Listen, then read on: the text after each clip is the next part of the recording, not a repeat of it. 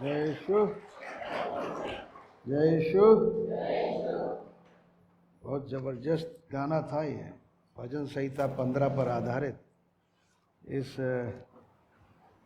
इस भजन में राजा दाऊद जो हैं वो कह रहे हैं कि हे परमेश्वर, तेरे तंबू में कौन बसेगा, तेरे पवित्र पर्वत पर कौन बसने पाएगा।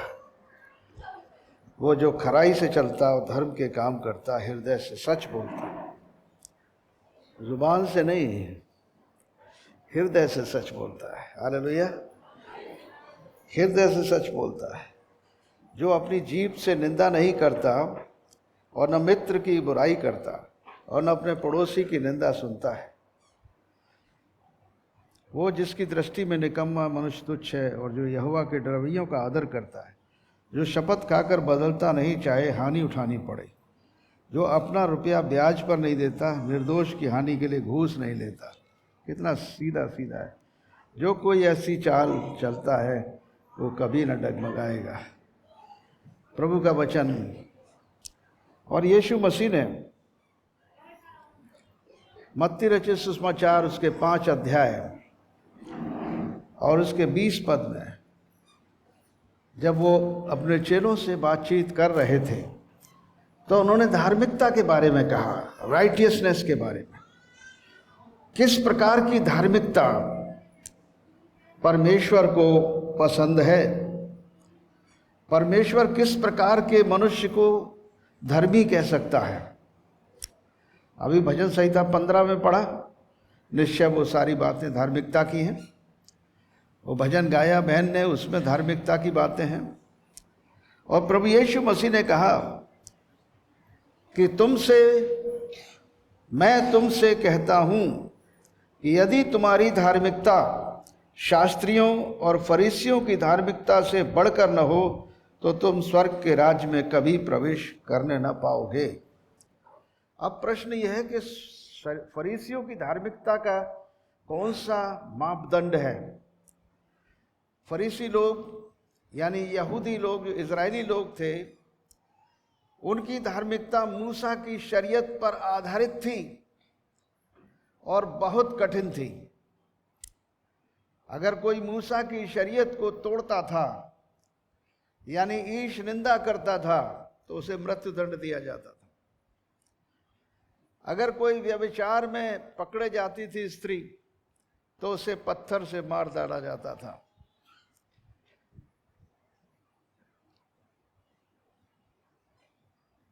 तमाम तरीके के बड़े वायलेंट किस्म के बड़े हिंसात्मक दंड दिए जाते थे, जिसकी सोच के भी लोग घबरा जाएंगे। मूसा की शरीयत में, ये मूसा की शरीयत है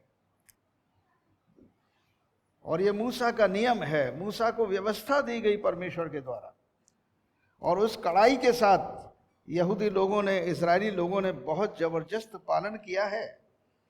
निर्गमन की किताब उसके 20 अध्याय में और तमाम व्यवस्था विवरण में जबरदस्त तरीके से परमेश्वर के आज्ञाओं के बारे में लिखा हुआ है।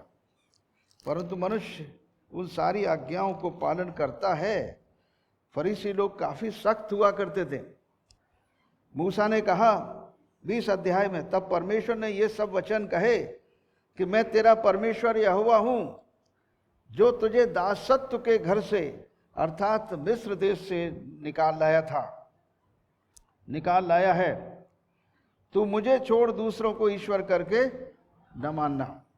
तू अपने लिए कोई मूर्ति खोद कर न बनाना, न किसी की प्रतिमा बनाना जो आकाश में, पृथ्वी पर या पृथ्वी के जल में है। तू उसको दंडवत न करना और न उसकी उपासना करना, क्योंकि मैं तेरा परमेश्वर यहोवा जलन रखने वाला परमेश्वर हूँ, और जो मुझसे बैर रखते हैं उनके बेटों, पोतों, परपोतों से भी, पितरों को भी दंड दिया करता हूँ। और जो मुझसे प्रेम रखते हैं और मेरी आज्ञाओं को मानते हैं उन हजारों पर करुणा किया करता हूँ। तीसरी आज्ञा, तू अपने परमेश्वर का नाम व्यर्थ न लेना, क्योंकि जो यहोवा का नाम व्यर्थ ले उसको निर्दोष न ठहराएगा। यानी यहोवा का नाम व्यर्थ लेना है परमेश्वर की कसम खाना, हर वक्त प्रभु के नाम से झूठ बोलना, ये व्यर्थ बोलने वाली बात है। तो आप निर्दोष नहीं रह सकते कभी, चौथी आज्ञा है तू विश्राम दिन को पवित्र मानने के लिए स्मरण रखना। कौन सा है विश्राम दिन? सैटरडे, शनिवार का दिन। शुक्रवार के 6 बजे से शनिवार के शाम 6 बजे तक विश्राम दिन कहलाता है। परमेश्वर ने 6 दिन में पृथ्वी की सृष्टि की, स्वर्ग, पृथ्वी और सारे जीव जंतु आदमी सब बना डाले 6 दिन में। और 7वां दिन परमेश्वर ने अपने काम से विश्राम लिया और इसको उसने विश्राम दिन कहा और इसकी आज्ञा दी कि 6 दिन तू परिश्रम करके अपना सब काम काज करना, परंतु 7वां दिन तेरे परमेश्वर यहोवा के लिए विश्राम दिन है। उसमें न तो तू किसी भांति का काम काज करना, न तेरा बेटा बेटी, न तेरा दास न दासी, न तेरे पशु, न कोई परदेशी, न तेरे फाटकों के भीतर, क्योंकि 6 दिन में यहोवा ने आकाश और पृथ्वी और समुद्र और जो कुछ उसमें है सब बनाया, 7वें दिन विश्राम किया। इस कारण यहोवा ने विश्राम दिन को आशीष दी और उसको पवित्र ठहराया। जब विश्राम दिन को हम मानते हैं, पवित्र ठहराते हैं, तो उस दिन परमेश्वर की इबादत करते हैं और उस दिन प्रभु के वचन को पढ़ते हैं। सिनेमा देखने नहीं जाते, कोई गलत काम नहीं करते, टीवी खोल के नहीं बैठ जाते हैं। ये सारी बातों को हमें अवॉइड करना है। उस दिन क्या करना है? प्रभु का वचन सुनना है। बच्चों को दिखाना है तो सुपर बुक दिखाओ, जिसमें प्रभु यीशु मसीह के और बाइबल की स्टोरीज हैं, वो दिखाओ। ये सब चीज़ें हैं। 5वीं आज्ञा, तू अपने पिता और माता का आदर करना, जिससे जो देश तेरा परमेश्वर यहोवा तुझे देता है उसमें तू बहुत दिन तक रहने पाए। 6ठी आज्ञा, तू खून न करना। 7वीं आज्ञा, तू व्यभिचार न करना। 8वीं आज्ञा, तू चोरी न करना। 9वीं आज्ञा, तू किसी के विरुद्ध झूठी साक्षी न देना। और 10वीं आज्ञा है, तू किसी के घर का लालच न करना, न तो किसी की स्त्री का लालच करना, न किसी के दास दासी का, न बैल गधे का, न किसी वस्तु का लालच करना। ये सारी आज्ञाएं बड़ी कड़ाई के साथ ये फरीसी लोग मानते थे और प्रभु यीशु मसीह ने इसका स्टैंडर्ड बढ़ा दिया, इसका मापदंड और ऊंचा कर दिया। ठीक है, फरीसी लोग ये सारी आज्ञाएं मानते हैं, 10 आज्ञाएं मानते हैं, लेकिन तुम्हारा स्टैंडर्ड इससे भी ऊपर होना चाहिए। मसीह लोग कहते हैं कि हम लोग मूर्ति पूजा नहीं करते हैं। ईसाई लोगों को अक्सर सुना है ना, ईसाइयों को सुना है कहते हुए कि नहीं है कि हम मूर्ति पूजा नहीं करते, लेकिन वो भी मूर्ति पूजक होते हैं ईसाई भी। क्यों होते हैं? कुलुस्सियों की किताब उसका 3 अध्याय है और उसका 5 पद। बाइबल में सब कुछ दिया हुआ है बेटा। कुलुस्सियों की किताब और उसका 3 अध्याय उसका 5वां पद। वचन कहता है, इसलिए अपने उन अंगों को मार डालो जो पृथ्वी पर हैं, अर्थात व्यभिचार, अशुद्धता, दुष्कामनाएं, बुरी लालसा, लोभ जो मूर्ति पूजा के बराबर है। ये बताओ, ये लोभ किस जाति और किस धर्म के लोगों में नहीं पाया जाता? कितना खतरनाक है लोभ। और 10वीं आज्ञा है, तू किसी चीज का लालच न करना। और ये लोभ जो है परमेश्वर के वचन में मूर्ति पूजा के बराबर, जो दिखती नहीं है मूर्तियां, लोहे की, लकड़ी की और चांदी की, सोने की मूर्तियां तो दिखाई देती हैं, परंतु एक मूर्ति है जो हमारे हृदय में छुपी रहती है, वो लोभ है। इसे कोई नहीं देख पाता है, इसे परमेश्वर देखता है। ये लालच की मूर्ति है। ये लालच, पैसे का लालच, जमीन का लालच, धन दौलत का लालच, सब प्रकार के लालच जो पड़ोसियों के पास है वो मेरे पास नहीं है। पड़ोसी का बच्चा फर्स्ट क्लास पास होता, मेरे पास नहीं, मेरा बच्चा पढ़ता भी नहीं ठीक से। ये सारी चीजें जो हैं पड़ोसियों के प्रति जलन, वो लालसाएं जो परमेश्वर ने निंदनीय बताई हैं, अधर्मी बताई हैं, वो हमें दूर रखना अपने से। लोभ और लालच वो ऐसी मूर्ति है जो दिखती नहीं है, जिसे उठा के नहीं आप हटा सकते हो अपने घर में से। वो दिल के अंदर है। इस मूर्ति को हटाने के लिए परमेश्वर की जरूरत है। परमेश्वर प्रभु यीशु मसीह ने अपने चेलों की धार्मिकता का मापदंड ऊंचा कर दिया, मतलब इन फरीसियों की धार्मिकता से भी ऊपर कर दिया। ये 10 आज्ञाएं मानते हैं, इनसे भी बड़ी आज्ञा कह रहे हैं तुम्हारी धार्मिकता फरीसियों की धार्मिकता से, शास्त्रियों की धार्मिकता से यदि बढ़कर नहीं होगी तो तुम स्वर्ग के राज्य में कभी प्रवेश करने ना पाओ। स्वर्ग राज्य में ही तो प्रवेश करने की हर मनुष्य की इच्छा है। हर मनुष्य की इच्छा है कि वो स्वर्ग राज्य में प्रवेश करे। कोई भी मनुष्य ऐसा नहीं है जो ये चाहता है कि मैं स्वर्ग में न जाऊं बल्कि नरक में जाऊं। कोई सोचता है ऐसा? कोई सोचता है? दुनिया में कोई नहीं सोचता, न जिंदा रहते हुए और न मरने के बाद। वो स्वर्ग राज्य में ही जाना चाहता है। परंतु यदि हम जीते जी स्वर्ग राज्य में प्रवेश नहीं किए तो मरने के बाद भी नहीं करेंगे।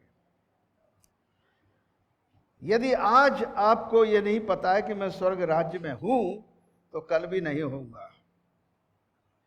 यदि आज हूं तो कल भी रहूंगा। यदि आज मैं स्वर्ग राज्य में हूं तो मैं मृत्यु के बाद भी स्वर्ग राज्य में ही रहूंगा। और यीशु मसीह के आने के बाद फिर से उस कब्र से निकाला जाऊंगा, यानी शारीरिक रूप से जीवित किया जाऊंगा। परमेश्वर के राज्य में हमेशा हमेशा के लिए उसके साथ आनंदित और मगन रहूंगा। यह विश्वास हर एक विश्वासी को करना है। हर मसीह यीशु के विश्वासी के अंदर इस बात का कॉन्फिडेंस होना चाहिए, इस बात की पूरा एहसास होना चाहिए कि मेरा उद्धार हो चुका है। उद्धार जीते जी होता है, उद्धार मरने के बाद नहीं होता है। उद्धार आज है, मृत्यु के उपरांत कोई उद्धार नहीं है। फिर तो न्याय है। जो कुछ हमने शरीर में किया है, भला या बुरा, उस सब का हिसाब किताब परमेश्वर समय आने पर मेरे प्रियो लेगा। कितना खतरनाक सिचुएशन है जिसको हम सोच रहे हैं इतना आसान है। प्रभु ने हमें आज़ादी तो दी है, परमेश्वर ने हमें आज़ाद तबीयत दी है, उसने हमें आज़ाद तबीयत दी है, लेकिन न्याय का काम परमेश्वर ने स्वयं अपने हाथ में रखा है। दूसरा कुरिन्थियों उसका 5 अध्याय उसके 10 पद में लिखा है, क्योंकि अवश्य है कि हम सब का हाल मसीह के न्याय आसन के सामने खुल जाए कि हर एक व्यक्ति ने अपने भले बुरे कामों का बदला जो उसने देह के द्वारा किए हों पाए। भले और बुरे दोनों कामों का बदला परमेश्वर यीशु मसीह न्याय के दिन हमें देंगे। इसलिए प्रभु का भय मानकर हम लोगों को समझाते हैं, परंतु परमेश्वर पर हमारा हाल प्रकट है। और मेरी आशा यह है कि तुम्हारे विवेक भी पर भी प्रकट हुआ होगा। हम फिर भी अपनी बड़ाई तुम्हारे सामने नहीं करते, वरन हम अपने विषय में तुम्हें घमंड करने का अवसर देते हैं कि तुम्हें उत्तर दे सको, कि तुम उन्हें उत्तर दे सको जो मन नहीं वरन दिखावटी बातों पर घमंड करते हैं। यदि हम बेसुध हैं तो परमेश्वर के लिए, यदि चैतन्य हैं तो तुम्हारे लिए, क्योंकि मसीह का प्रेम हमें विवश कर देता है। इसलिए कि हम ये समझते हैं कि जब एक सबके लिए मरा तो सब मर गए, और वो इस निमित्त सबके लिए मरा कि वो जो जीवित हैं वे आगे को अपने लिए न जिएं, परंतु उसके लिए जो उनके लिए मरा और फिर जी उठा। यानी यीशु मसीह मरा क्यों? वो इसलिए मरा कि हमारे पाप का दंड जो मृत्यु है अपने ऊपर उठा ले। बाइबल में लिखा है, रोमियों के 6 अध्याय और उसके 23 पद में, पाप का दंड तो मृत्यु है, परंतु परमेश्वर का वरदान हमारे प्रभु यीशु मसीह में अनंत जीवन है। यह वरदान है, गिफ्ट ऑफ गॉड है। इस वरदान को मुफ्त में दिया गया है दुनिया को। हम विश्वास से अपने पापों की क्षमा को प्राप्त करते हैं, और पाप क्षमा के लिए परमेश्वर ने अपने पुत्र को यह अधिकार दिया कि वो सारे जगत के पाप अपनी देह पर उठा ले। इसलिए यूहन्ना बपतिस्मा देने वाला यीशु मसीह को देखता और कहता है, ये परमेश्वर का मेमना है जो जगत के पाप उठा ले जाता है। हालेलुया। जो जगत के पाप, किसी एक जाति और एक धर्म के लोगों के पाप नहीं, सारे संसार के। जो कोई इस पर विश्वास करेगा वो नाश न होगा परंतु अनंत जीवन पाएगा, क्योंकि परमेश्वर ने जगत से ऐसा प्रेम रखा। मेरे प्रियो, ये हकीकत है। अब प्रभु यीशु मसीह की धार्मिकता का स्तर हम समझ लें। मत्ती रचित सुसमाचार 5 अध्याय उसका 21 पद। तुम सुन चुके हो कि पूर्व काल में कहा गया था कि हत्या न करना, जो कोई हत्या करेगा वो कचहरी में दंड के योग्य होगा। परंतु मैं तुमसे कहता हूं, जो कोई अपने भाई पर क्रोध करेगा वो कचहरी के दंड के योग्य होगा। क्योंकि क्रोध जो है परमेश्वर के धर्म का निर्वाह नहीं कर सकता। भाई बहन माता पिता का आदर और सम्मान और प्रेम नहीं कर सकता क्रोध। परमेश्वर का धर्म है क्या? परमेश्वर का धर्म है कि हम प्रेम करें, अपने पड़ोसियों से प्रेम अपने समान करें, अपने भाइयों से भाई का प्रेम, बहन से बहन का प्रेम, पति पत्नी का प्रेम, माता पिता का प्रेम, उसको हम गंवाने की कोशिश न करें। क्रोध उससे हमें दूर कर देता है। परमेश्वर के प्रेम से क्रोध दूर करता है, और क्रोध ही है अंत में जो हत्या भी करा देता है। कितना गंभीर है। इसलिए प्रभु यीशु मसीह क्रोध के लिए मना कर रहे हैं, क्रोध मत करो। और अगर मूर्ख कहोगे तो नरक में दंड की आज्ञा के योग्य है। इसलिए जब कभी तुम प्रभु के सामने प्रार्थना करने के लिए जाते हो तो अपने हृदय में यदि तुम्हारे मन में किसी के प्रति कुछ भी बुराई है, विरोध है, तो उसे क्षमा करो, ताकि प्रभु जो तुम्हारी प्रार्थना सुनने के लिए खड़ा है इस दरबार में, तुम्हारे भी पाप क्षमा करे। हालेलुया। दूसरा 27 पद में लिखा है, अभी हमने पढ़ी थी 7वीं आज्ञाएं। 7वीं आज्ञा थी, तू व्यभिचार न करना।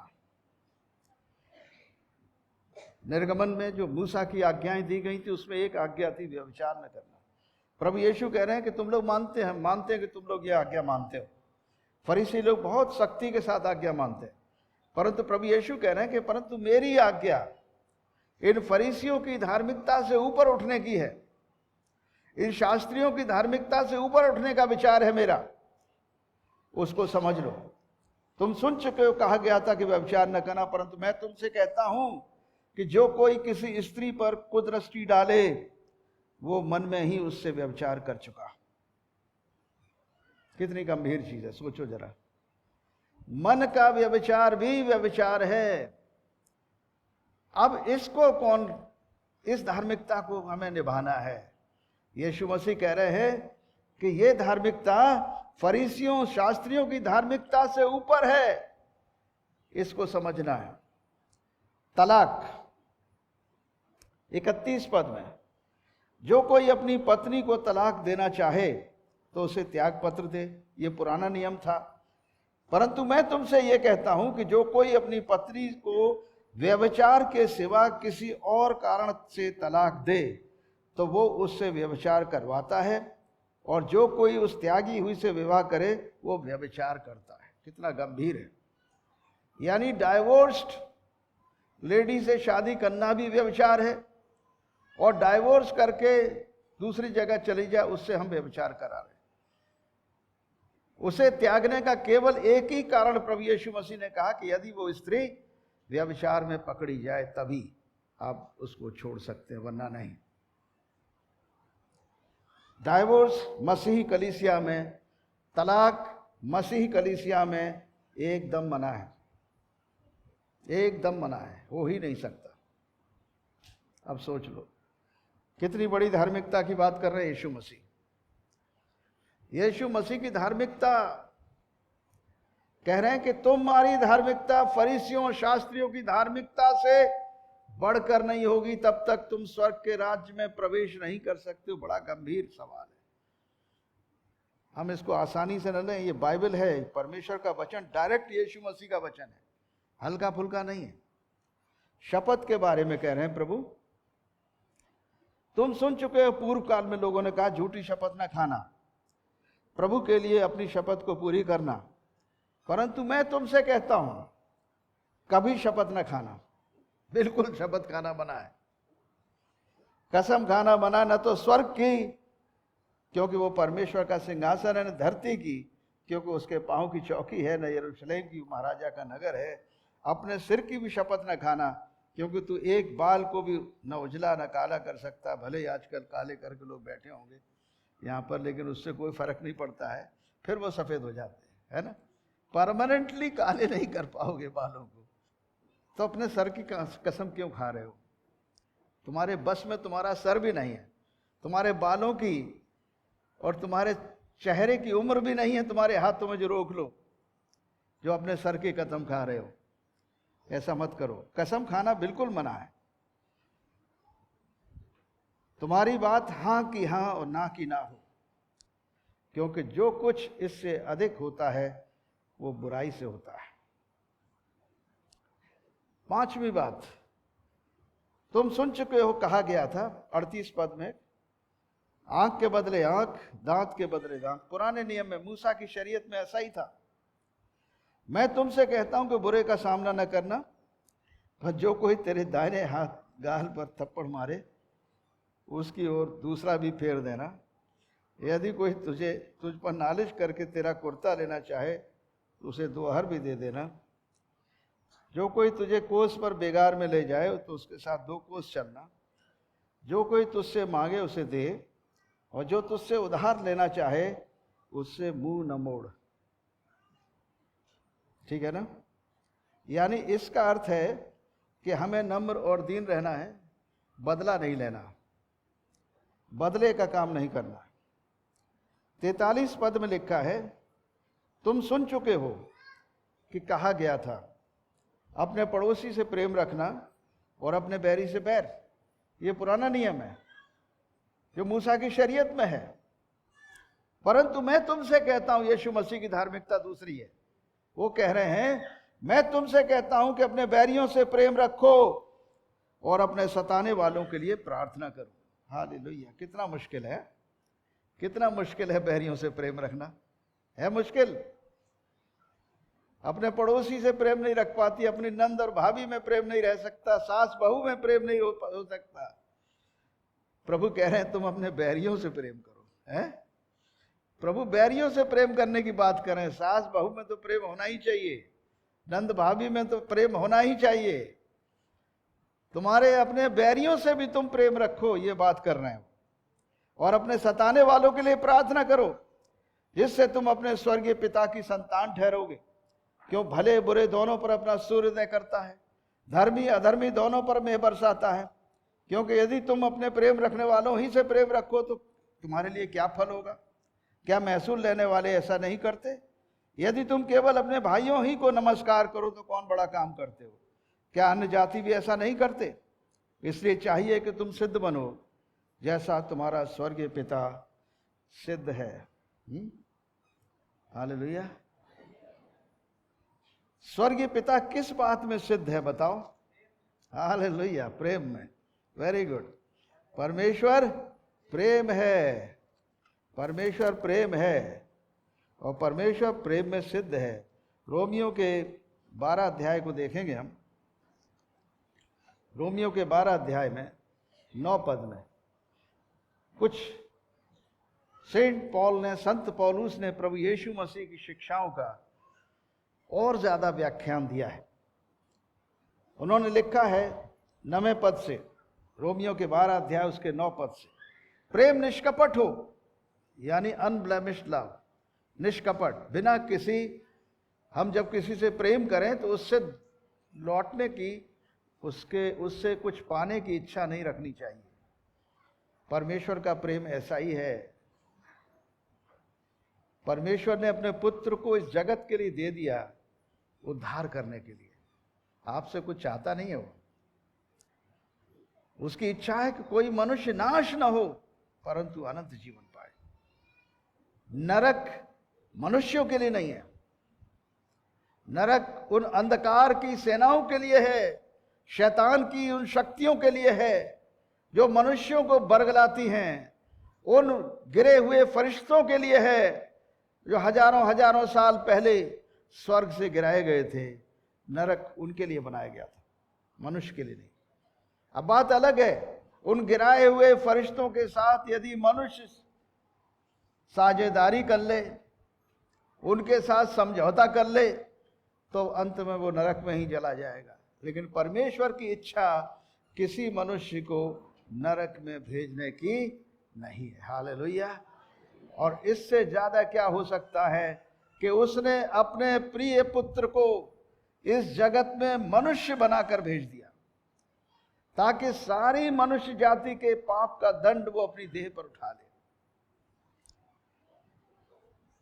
और मनुष्य को पाप की क्षमा दे दे, और मनुष्य के लिए स्वयं दरवाजा बन के, स्वर्ग का दरवाजा स्वयं बन के मनुष्य के लिए कहे कि आओ मेरे पिता के साथ तुम भी आनंद से रहो, स्वर्ग राज्य में प्रवेश करो। लेकिन कैसे करोगे? मुझ पर विश्वास करके, क्योंकि मुझे अधिकार है तुम्हारे पापों को क्षमा करने का, क्योंकि मैंने तुम्हारे स्थान पर स्वयं दंड उठा लिया। पाप का दंड जो मृत्यु है वो मैंने उठा लिया, और परमेश्वर का वरदान जो अनंत जीवन है वो मैं तुम्हें देता हूं यीशु मसीह में। हालेलुया। प्रेम निष्कपट हो। रोमियो के 12 अध्याय उसके 9 पद से लिखा है, प्रेम निष्कपट हो, बुराई से घृणा करो, भलाई में लगे रहो, भाईचारे के प्रेम से एक दूसरे से स्नेह करो, परस्पर आदर में एक दूसरे से बढ़ चलो, प्रयत्न करने में आलसी न हो, आत्मिक उन्माद में भरे रहो, प्रभु की सेवा करते रहो, आशा में आनंदित रहो, क्लेश में स्थिर रहो, प्रार्थना में नित्य लगे रहो। पवित्र लोगों को जो कुछ आवश्यक हो उसमें उनकी सहायता करो, पहुनाई करने में लगे रहो, अपने सताने वालों को आशीष दो, श्राप मत दो, आनंद करने वालों के साथ आनंद करो और रोने वालों के साथ रो, आपस में एक सा मन रखो, अभिमानी न बनो परंतु दीनों के साथ संगति रखो, अपनी दृष्टि में बुद्धिमान न हो, बुराई के बदले किसी से बुराई न करो, जो बातें सब लोगों के निकट भली हैं उनकी चिंता किया करो, जहां तक हो सके तुम भरसक सब मनुष्यों के साथ मेल मिलाप रखो। हे प्रियो, बदला न लेना परंतु परमेश्वर के क्रोध को अवसर दो, क्योंकि लिखा है कि बदला लेना मेरा काम है, प्रभु कहता है मैं ही बदला दूंगा। परंतु यदि तेरा बैरी भूखा हो तो उसे खाना खिला, यदि प्यासा हो तो उसे पानी पिला, क्योंकि ऐसा करने से तू उसके सिर पर आग के अंगार का ढेर लगाएगा। बुराई से न हारो परंतु भलाई से बुराई को जीत लो। हालेलुया। बुराई से न हारो परंतु भलाई से बुराई को जीत लो। कोई आदमी गंदे पानी से बर्तन नहीं धोता है, गंदे बर्तन को साफ पानी से धोते हैं ना, है ना, तो बर्तन साफ हो जाता है। इसीलिए भलाई से बुराई को धोना है, बुराई को बुराई से नहीं। बुराई को बुराई से धोगे तो बढ़ जाएगी बुराई, लेकिन बुराई को भलाई से दबा दोगे तो बुराई खत्म हो जाएगी। हालेलुया। यही प्रभु का वचन है। और इसमें देखेंगे हम 13 अध्याय के 13 और 14 पद में, जैसा दिन को शोभा देता है वैसा ही हम सीधी चाल चलें। जैसा दिन को शोभा देता है वैसा ही हम सीधी चाल चले, न तो लीला क्रीड़ा, न प्यक्कड़पन, न व्यभिचार, न लुच्चपन, न झगड़े, न डाह, वरन यीशु मसीह को पहन लो और शरीर की अभिलाषाओं को, लालसाओं को पूरा करने का उपाय मत करो। आमीन। यही आज की शिक्षा है। प्रभु हमसे चाहता है कि हम पवित्र बने, हम पवित्र बने और हर प्रकार के अशुद्ध कामों से बचे रहें। पवित्रता ही हमारा स्वर्ग राज्य का चिन्ह है कि हम स्वर्ग राज्य में रह रहे हैं। पृथ्वी पर भी हम पृथ्वी पर रहते हैं फिर भी स्वर्ग राज्य में रहते हैं, और उसका एक ही थर्मामीटर है, हमारी पवित्रता। थर्मामीटर से टेम्परेचर लेते हैं ना लोग, बुखार कितना है, ऐसे ही स्वर्ग राज्य में है या नहीं, वो हमारी पवित्रता दर्शाएगी है कि नहीं। हम यीशु मसीह को पहन लेंगे तो उससे ज्यादा पवित्र कौन है? हैं? कोई नहीं। हालेलुया। हम यीशु मसीह को पहन लें, रोज उठें सवेरे, कपड़े पहनते हैं, उठते उठते यीशु मसीह को पहन लें और कहें मैं शरीर की इच्छाओं को पूरा नहीं करूंगा, दिन भर तेरी महिमा करूंगा, तो पवित्रता ही पवित्रता दिखाई देगी, क्योंकि यीशु मसीह को आपने ओढ़ लिया है। यीशु मसीह का कपड़ा दिखाई दे रहा है, यीशु मसीह की धार्मिकता दिखाई दे रही है। हमारी धार्मिकता तो मैले चिथड़े के समान है। परमेश्वर की धार्मिकता ही सत्य की धार्मिकता है। परमेश्वर के पुत्र यीशु मसीह की धार्मिकता ही सच्ची धार्मिकता है, जिसे हम पहन लें और उसको पहनकर इस दुनिया में चलें तो पवित्रता ही दिखाई देगी, प्रभु की शक्ति दिखाई देगी, परमेश्वर की सामर्थ्य दिखाई देगी, और दुष्ट आत्माएं हमें देखकर भाग खड़ी होंगी। हर एक दुष्ट की ताकत हमारे सामने घुटने टेकेगी। फरिश्ते भी घुटने टेकेंगे भाई। फरिश्ते क्यों घुटने टेक रहे हैं हमारे सामने? हमने यीशु मसीह को पहन लिया, इसलिए वो हमको थोड़ी देख रहे हैं, वो अपने मास्टर को देख रहे हैं, अपने मालिक को देखते हैं। जब फरिश्ते स्वर्गदूत परमेश्वर के बेटे बेटियों को उद्धार किए हुए लोगों को देखते हैं तो वो मनुष्य नहीं देख रहे हैं, वो यीशु मसीह को देख रहे हैं। उनमें हम में यीशु दिखाई देता है तो फरिश्ता घुटने टेकता है और सलाम करता है। हालेलुया। यीशु मसीह मुझ में हो, आमीन। वो बढ़े और मैं घटूं, ये हमारी प्रार्थना होनी चाहिए।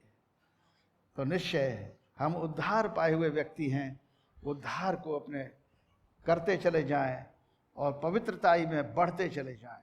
निश्चय हम परमेश्वर को महिमा देंगे, आमीन। अपने स्थानों पर खड़े हो जाएंगे, प्रभु की इबादत करेंगे। किसी ने हाथ रखे, एक ऊपर उठाए, यदि किसी को कोई तकलीफ बीमारी हारी है, हम दुआ करेंगे आपके लिए। हे पवित्र और जीवित परमेश्वर, इस घड़ी हमारी एक ही प्रार्थना है, इन सब बच्चों को जो आज तेरे वचन को सुने हैं, इन्हें आशीष दे, और सबसे बड़ी आशीष है इनको अनंत जीवन की आशीष दे। एक एक के गुनाहों को माफ कर दे, खताओं को ढांक दे अपने पवित्र लहू से। आज हमें अपने लहू से धो दे प्रभु, जैसे तेरा वचन कहता है, यदि तुम जैसा कि वो ज्योति में है, यदि तुम भी ज्योति में चलो, तो उसके पुत्र प्रभु यीशु मसीह का लहू हमें सारे पापों से शुद्ध करता है। यदि हम कहें कि हमने कोई पाप नहीं किया तो झूठ बोलते। यदि हम अपने पापों को मान लें तो वो हमारे पापों को क्षमा करने में विश्वास योग्य और धर्मी है। हे प्रभु, आज तू हमारे सब पापों को क्षमा कर दे और आज नया बना दे, नया मनुष्य बना दे, अपनी सूरत और अपनी समानता में बना दे प्रभु। इनमें से कोई भी आज तेरी असमानता में न रहे। उतनी खूबसूरती दे दे, अपनी पवित्रता दे दे, अपनी धार्मिकता से हमें उड़ा दे, अपनी चादर से हमें उड़ा दे, ताकि हमारा सारा, जैसा कि भजन संहिता 32 में लिखा है, क्या ही धन्य है वो मनुष्य जिसका अपराध क्षमा किया जाए और जिसका पाप ढांपा जाए और जिसके अधर्म का यहोवा लेखा न ले। प्रभु वही हम हैं आज इनमें से हर एक जन का अधर्म का यहोवा लेखा न ले। पापों को ढांप दे, यीशु के लहू से ढांप दे, एक एक को नया जन्म दे, नई सामर्थ्य दे, नई आत्मा दे। अपनी आत्मा से भर के भेज, पवित्र आत्मा आ और अपनी शक्ति को ढेल दे। परमेश्वर अपने मुख का प्रकाश तुम पर चमकाए, तुम पर अनुग्रह करे। परमेश्वर अपना मुख तुम्हारी ओर करे और तुम्हें शांति दे। आमीन।